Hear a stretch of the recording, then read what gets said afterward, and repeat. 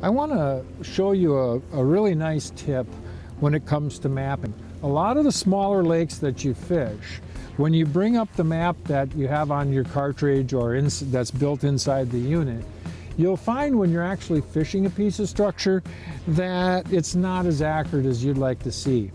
So there's a feature on the HDS Live unit that you can use that really helps. I go into overlay. When I hit that button, Genesis Live is one of the choices, and I click onto that. When you click onto that, the unit will actually start drawing the map for you. You can see this lighter blue structure right here.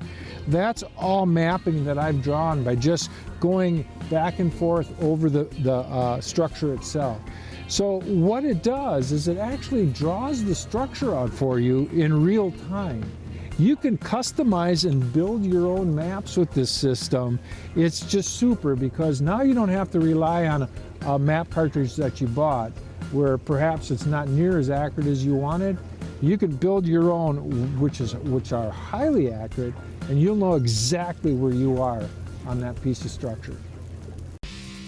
Thanks for watching. Hit the subscribe button and click on the bell to stay up to date with the latest tips and techniques to help you get the next bite.